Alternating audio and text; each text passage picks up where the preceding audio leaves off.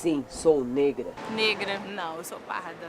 Parda. Meu registro está como cor parda, mas eu sou descendente de negro. Eu sou negro. Preto, sou preto, negro. Eu sou preto. Negro. Minha cor? Negra. Sou negra com muito orgulho. Eu sou negro. Negra. A minha cor é negra. Linda, claro. O que é coisa de preto? Abre aspas. Coisa de preto é a bruxaria contida num conto de Machado de Assis. Um samba escrito pela caneta de Mauro Diniz. Coisa de preto é a poesia de Cartola. Deixe-me ir, preciso andar. Os dedos a bailar sobre o violão de Paulinho da Viola. Não sou eu quem me navega é o mar. Ah, só podia ser preto. Romário, Imperador, Ronaldinho.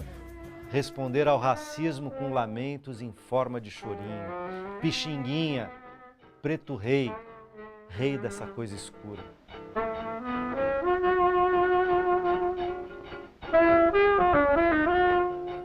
Renato Gama, autodidata, senhor da soltura.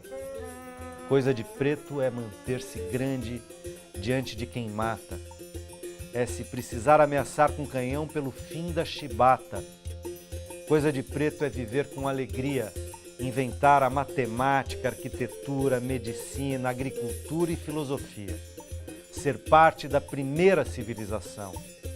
Ser senhor do blues, do samba, do reggae, do pop, do soul, do jazz. É manter amor à terra diante de um povo que a desdenha pelo céu. Coisa de preta é Jovelina partideira, Milton, Djavan, Tim, Alcione e Candeia. Veja a noite Urugu, fique atento, é preta a senhora dona do vento. Veja, estejas pronto e ouvindo. Fecha aspas. Esse é o trecho de um texto de Jonathan Oliveira Raimundo, professor de História e poeta. O melhor e mais justo de hoje enaltece e reverencia a coisa de preto para discutir o racismo estrutural no Brasil. Minha força vem da minha ancestralidade. Essa é minha identidade. Não sou morena, não sou mulata, não. Sou índia guerreira, preta, preta, preta.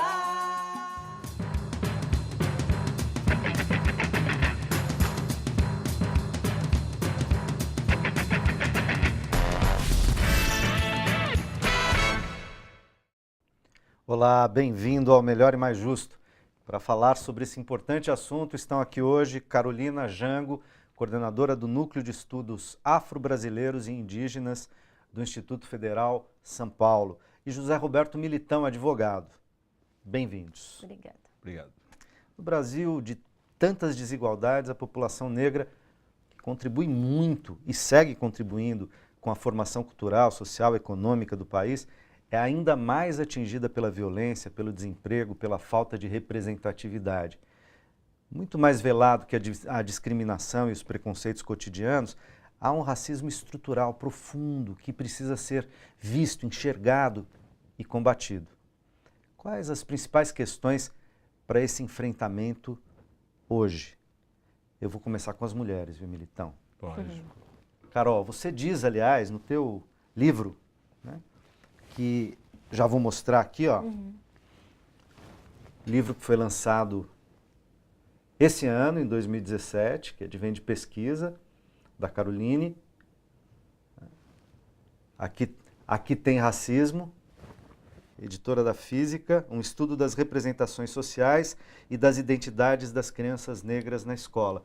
E na tua quarta capa aqui, há um do Silvio Galo, filósofo, dizendo assim, olha, preciso conhecer para combater. Sim. O que é o racismo estrutural no Brasil e por que ele é tão pouco conhecido e, quando é conhecido, negado ou escondido? Bom, nós temos como você mesmo colocou, né, um histórico escravocrata, né? É conhecido por todos. E a gente nunca pensa na distância desse passado que parece longínquo da nossa vivência atual.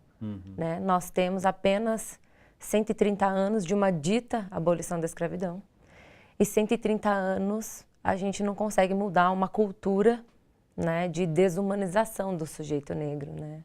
De objetificação, como foi a nossa cultura escravocrata, que teve mais de 350 anos. Então, é óbvio que, numa análise bem superficial, qualquer pessoa pode entender que, além de estrutural o nosso racismo, a gente teve muito pouco tempo para mobilizar essa estrutura, né? Para pensar uma outra forma de relação, né? Enfim, além da questão política e econômica, obviamente.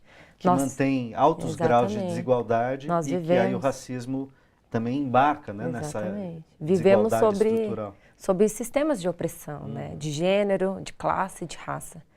Então, a gente tem algo estrutural, complexo, né? E acho que um ponto importante, como você fez a pergunta, que é principal para a gente discutir esse assunto, é essa ideia no Brasil que a gente insiste, né, em perpetuar da democracia racial, que nos desmobiliza enquanto sujeitos na possibilidade de buscar uma solução para essas desigualdades tão profundas, como você colocou, né?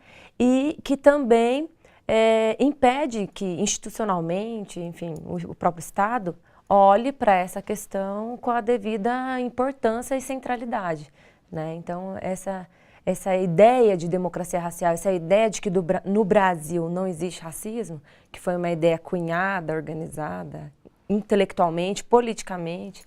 Pelos brancos, né? Pelos brancos e por pessoas né, de uma elite de poder, com influência, né, que vendeu para o mundo essa ideia e para os brasileiros, né, essa ideia de democracia racial. E a gente ainda patina até hoje nessa perspectiva. Então, toda vez que a gente tem que discutir esse assunto, vai vir alguém ou muita gente dizer que não é necessária essa discussão. Militão, entra na conversa, bem-vindo. Eu queria também te ouvir, como é que você avalia essa questão do racismo estrutural no país? Sim, essa é a questão, acho que fundamental, do debate do combate ao racismo. A primeira coisa ter o diagnóstico de existe uma doença gravíssima na sociedade brasileira, que é o racismo, o preconceito de raça, uma coisa que foi edificada, inclusive, pelo Estado brasileiro, né?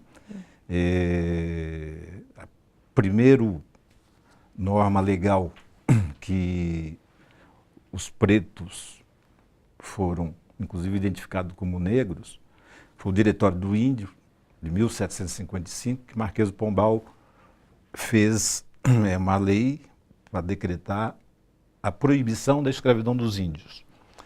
E essa lei, no seu artigo 10º, dizia que proibia-se que se chamasse os índios de negros da terra e que essa designação, que era infame, aviltante e degradante, ficava reservada aos pretos da costa da África, destinados à escravidão. Então, a primeira vez que o Estado tratou a população que já existia, 1755, já um grande número de escravos, foi para configurar uma posição social que era aviltante e degradante, que era ser escravo. E isso se perpetuou no Brasil, mesmo durante todo o processo do fim da escravidão. O Brasil promulgou leis que não cumpria, que o Estado fazia vista grossa para descumprir, porque o beneficiário da lei eram os pretos, eram os escravos. E isso permeou a cultura social da elite brasileira de excluir esse segmento do direito. A lei de 1831, a lei de 1851, proibindo o tráfico negreiro, foram ignorados, eram leis, né, até até na literatura da época isso ficou configurado, eram leis para inglês ver, que eram exigidos pela Inglaterra, que se proibisse Por razões tráfico, econômicas e não por razões humanitárias. até por razões puramente mercantis, de criar um mercado de trabalho para os produtos da Inglaterra, mas a elite brasileira fazia a lei para inglês ver e não cumpria. Luiz Gama, o grande advogado dos escravos, ele conseguiu a liberdade de mais de 500 escravos usando exatamente na condição de advogado, de rábula, a ilegalidade existente do escravo, que a lei de 1831 já dizia que era proibido o tráfico e que todos os escravos internados no Brasil, traficados para o Brasil, eram ilegais. Ele usava exatamente esse termo, da ilegalidade daquele escravo, que se era proibido ingressar, ele não podia ser escravo. E conseguiu, na luta pelo fim da escravidão, usar um argumento jurídico de um instrumento da elite, né? Mas que beneficiou 500 e poucos escravos. E o Brasil tinha, na época, mais de 1 milhão de escravos. Desse 1 milhão, pelo menos 400 e 500 mil eram ilegais já. 1 milhão de uma população de que tamanho à época? De cerca de 2 milhões de habitantes. 50% da população. 50% da população de escravos. Então, o Estado brasileiro, aí vem o racismo estrutural. Ele foi excluindo, sonegando direitos, depois fazendo leis e não cumprindo de benefício dessa população. E a elite conviveu com isso de forma absolutamente tranquila, era beneficiária disso. Isso permeou a cultura brasileira. Com o fim da escravidão, o Estado brasileiro também fez uma política de embranquecimento, e isso também está documentado, de que houve decisão de Estado que o imigrante que viria para o Brasil deveria ser o europeu, branco, com a ideia de embranquecer a população, que, somando os escravos libertos, mais os pretos que já eram libertos, 2/3 da população brasileira eram de pretos e pardos. E essa ideia de embranquecimento fez parte também de um projeto de elite, estruturando uma sociedade extremamente desigual, que sonegava direitos, sonegou direitos e até hoje sonega direitos. Deixa eu colocar aqui, já tenho perguntas dos internautas, eu já vou colocar na roda. Eduardo Selga pergunta: o racismo estrutural inoculado pelo europeu não seria um dos responsáveis pela imagem negativa que temos de nós mesmos e, por tabela, causa de um país que se sabota e recusa a ocupar seu espaço no mundo? Com certeza. Inclusive pelo que o próprio Militão estava colocando, né? Esse ideal de branqueamento, que foi uma política de governo, né? E aí essa miscigenação que aconteceu às custas da depreciação do povo negro, né? Da negação, o branqueamento, para o branqueamento era necessário que o sujeito não foi um branqueamento só da cor da pele, mas de toda a cultura, do afastamento de toda a cultura de toda a cultura africana, afrodescendente, da religiosidade, né, da estética, enfim, é um conjunto mesmo. Esse branqueamento e essa política, né, que a gente pensa no nosso país como um país miscigenado, mas a gente nunca pensa que essa miscigenação teve um preço. E foi a negação da cultura negra, né? E uma miscigenação para o que vocês estão chamando de embranquecimento, Exatamente. Por uma lógica do branco. Exatamente. Quer dizer, você vai ser acolhido se você puder se comportar e viver com valores dos brancos. É por aí, Militão? Sim. A Constituição de 1934, já de Getúlio Vargas, era o auge da ideia eugenista vigorando nas elites praticamente do mundo inteiro. Mas essa Constituição, expressamente, ela tinha alguns artigos que dizia que o ideal da política demográfica do Brasil tinha que atender aos princípios da eugenia, que era, entre aspas, purificação racial, com a ideia de formular aqui uma nação europeia. Essa, no fundo, era uma pretensão desse Estado. E isso se passou pela educação permanentemente. Eu acho extraordinário o trabalho que hoje as universidades estão fazendo. E nesse sentido, a Lei 10.639 trouxe uma contribuição extraordinária, que foi colocar no currículo, até da formação dos professores e da formação acadêmica dos estudantes, a história da África, a história da escravidão no Brasil, a história dos pretos e pardos, da população afro-brasileira, que até então era absolutamente sonegada. A minha geração, do ensino primário, secundário nos anos 60, por exemplo, a gente só tinha alguma noção da escravidão com o louvor, basicamente, da princesa Isabel ter feito a abolição dos escravos. Você nos contar, por exemplo, que foi o último país... Ou seja, o heroísmo era branco, inclusive. Foi o último país do mundo, do mundo ocidental, pelo menos, a conceder, a proclamar o fim da escravidão. Então a gente não aprendia, e não se aprendia nada da história africana. Esse poema do Jonathan, extraordinário, que abriu o programa, nos leva à referência da arquitetura, da matemática, do conhecimento ancestral que a África deteve, criou e expandiu para o mundo, e que era o europeu, o brasileiro europeizado, ainda ele acredita que toda a ciência nasceu na Europa, porque essa é a educação que recebemos. E aí vem a história do racismo estrutural. Nós temos uma sociedade que pensa que ser branco é pertencer a uma categoria de ser humano superior, detentor de conhecimentos que se reproduziram até hoje. Vou colocar uma pergunta agora já no campo da contemporâneo. Vocês fizeram aqui um passeio histórico, né, para explicar essa questão do racismo estrutural. E o Tiago Pellegrini, de Sorocaba, aqui do interior de São Paulo, pergunta: como explicar as declarações do vereador negro Fernando Holliday, da cidade de São Paulo, a respeito de sua pretensão de revogar o Dia da Consciência Negra? Bom, a leitura dele, apesar de um contexto atual, a gente consegue ver historicamente como negros foram cooptados, né, para sustentar essas relações, esse racismo estrutural. Então, o que eu costumo dizer é que a mesma perspectiva que educa o sujeito branco para ter essa perspectiva de superioridade e para ter práticas racistas, educa o sujeito negro.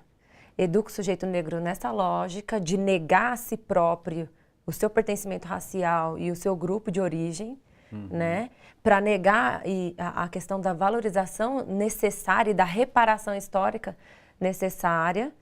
Então, digamos que nós tínhamos no passado o Capitão do Mato, nós temos atualmente pessoas que servem a esse propósito, né? Então, eu faço essa leitura, que muito da educação. Então, quando ele coloca da geração dele, a minha geração também foi educada sem a possibilidade de discutir a questão racial e sem a possibilidade de a gente entender a complexidade e a necessidade da gente pensar outras formas de conhecimento, de um conhecimento afrocentrado, né? Então, a gente ainda tem grande parte da população que ainda não se convenceu também dessa necessidade, porque é fruto desse processo, desse apagamento, né, e dessas relações assimétricas. Ele é um produto disso também, desse contexto. Eu até entendo que o maior problema do Fernando Holliday ele é jovem, parece que tem 20 anos, está ingressando agora na vida pública. Na vida pública e no ensino superior.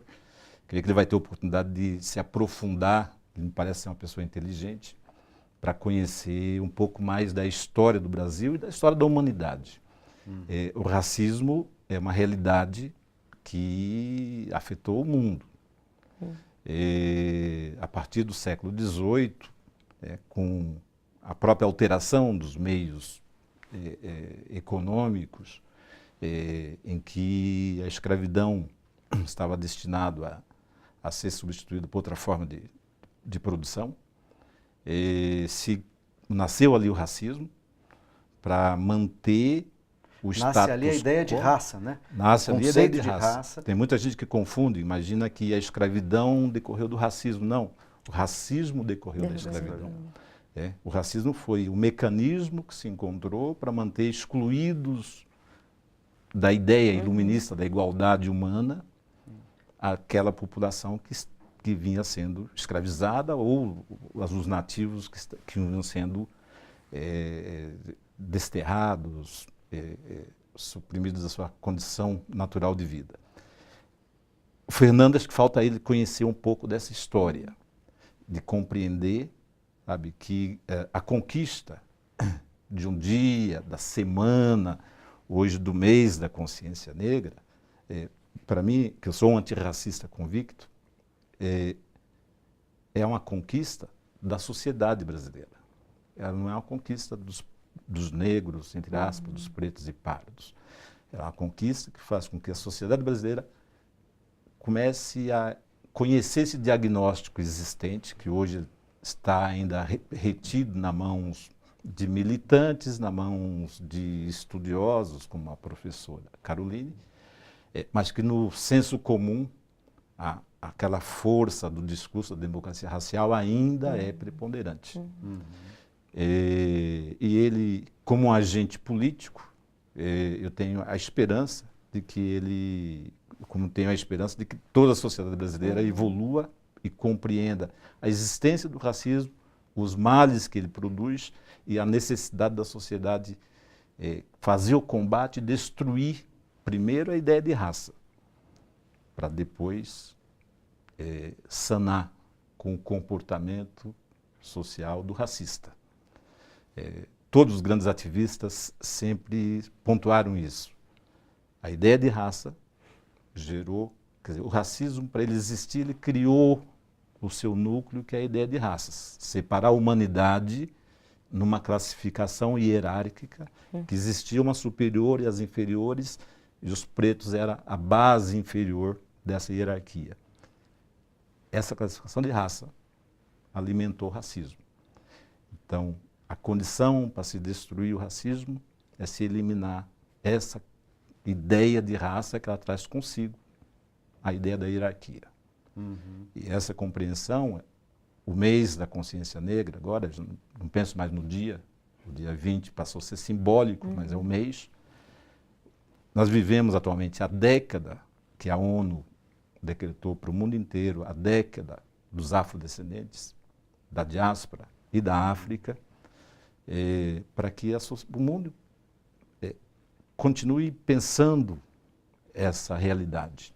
O racismo destrói vidas, o racismo provoca guerras, o racismo provoca fome, e é uma doença artificial. Sim, ele precisa ser destruído. Mais perguntas aqui, ó. O Daniel Martino pergunta: o caso em si do ator espancado após a omissão de seguranças já seria abominável, mas para completar esse horror, a delegada vem com a frase: pode ter sido impressão pessoal dele. Como avaliar? Está se referindo ao ator que foi espancado na rodoviária de São Paulo, um ator preto, espancado na rodoviária de São Paulo, e que quando vai prestar queixa e tal, a delegada diz que registra, né, não como um ato racista, mas como uma percepção de que ele sofreu racismo. Foi numa rodoviária no Parque Dom Pedro, é isso? Isso. Isso é mais comum do que a gente pode imaginar. Eu vivencio isso numa instituição educativa, onde existem denúncias cotidianas, né? Não só na instituição onde eu trabalho, mas nas outras, das quais nós somos chamados a tentar intervir ou dialogar. E toda vez que a gente tem que apresentar uma queixa, a gente tem essa barreira no sentido de reconhecer, e aí é o Estado, e aí é a figura do Estado, da segurança, da polícia, de reconhecer no momento de fazer um registro, de colocar lá que a questão é racial, né? A gente teve um caso recente de uma pichação que eles quiseram, uma pichação racista e misógina, que eles quiseram registrar como depredação do patrimônio, né? E aí era uma pichação em guache num azulejo. Ela jamais era uma depredação do patrimônio. Aquilo era uma incitação racista. E a gente precisou fazer um esforço ali dentro da delegacia para que aquilo fosse registrado dessa forma. O que eu quero dizer é que, primeiro, às vezes quando essas situações vêm a público, parece que elas são casos isolados. Não. Normalmente, ela é quase mais a regra do que a exceção, né? Acho que o Militão é advogado, ele pode até dar mais elementos, mas isso tem a ver com esse silenciamento, né, da questão racial. A nossa reação, né, enfim, em relação ao crime de racismo, em relação às injúrias racistas, elas são sempre mais brandas, né, e no sentido sempre de silenciar a vítima ou de dar um outro caráter àquele agressor. Crime. É a atuação do racismo institucional. Exatamente. O Estado, de forma estruturada, institucional, ele, é o que eu chamo de se ter a consciência de que a sociedade tem essa doença, para que o Estado tenha uma postura e não tente escamotear o fato. Né? O fato do Diogo, desse ator, foi muito evidente, né, que não é necessário que a delegada disse, olha, eles não usaram nenhum termo, os seguranças, nenhum termo racista, nenhuma ofensa verbal. Mas não era necessário. O comportamento deles em ignorar uma vítima pedindo socorro, pedindo ajuda, e suspeitar que ele pudesse ser o agente do delito, é evidente que foi uma manifestação racista do Estado, ali naquele momento, os seguranças. Agentes do Estado. Os agentes do Estado, ali representando o Estado, que está ali para dar segurança à população, né? A clientela. Em tese, para garantir direitos, que estão consignados na lei. Diante de um fato concreto. Negaram o direito e ainda duvidaram que ele fosse a vítima. Passado o fato, aí ele vai buscar a sua reparação perante o Estado no aspecto criminal. A delegada diz, aquilo lá que aconteceu é normal que aconteça. Não é normal que aconteça. Como não houve uma referência verbal, não se configura o racismo. Pode ser comum, mas não está na norma, não é normal. Né? Aí é a história do racismo institucional. A necessidade que se tem, o Estado reflete a sociedade, que a nossa sociedade precisa estar convencida dessa doença, precisa estar convencida, e o mês da consciência negra ele tem esse papel, de que nós temos, de forma injusta, descabida, sem nenhum fundamento real, a prática de um tratamento diferenciado entre uma diferença que é, entre aspas, a racial, sendo que não existe na espécie humana raças diferentes. Essa coisa criada no século XVIII é artificial.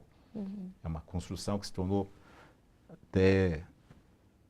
Tem ativistas do movimento negro que dizem, nós temos que trabalhar com o conceito de raça porque ele foi criado socialmente e ele prevalece. A minha convicção é que, não, o conceito de raça precisa ser destruído. Quanto à humanidade acreditar que existem raças, ele acredita naquela hierarquia que vai continuar sendo racista. Nós precisamos acreditar na existência da espécie humana, que a espécie humana não tem, e hoje o sequenciamento do genoma comprova de forma mais absoluta perante a ciência, que o ser humano é uno, é uma espécie só. Essa é a desconstrução do racismo que temos. E o Estado, ele precisa ser permeado disso, só que o Estado reflete a sociedade. Então o que nos interessa a interlocução com a sociedade. Esse mês da consciência negra, ele não é um mês para festividades dos afro-brasileiros. É um mês para que os afro-brasileiros coloquem diante da reflexão e sociedade pra luta, a né? reflexão. Eu preciso fazer o nosso intervalo, mas a gente vai rapidamente para o intervalo e volta, porque o papo tá bom e é muito fundamental. Até já.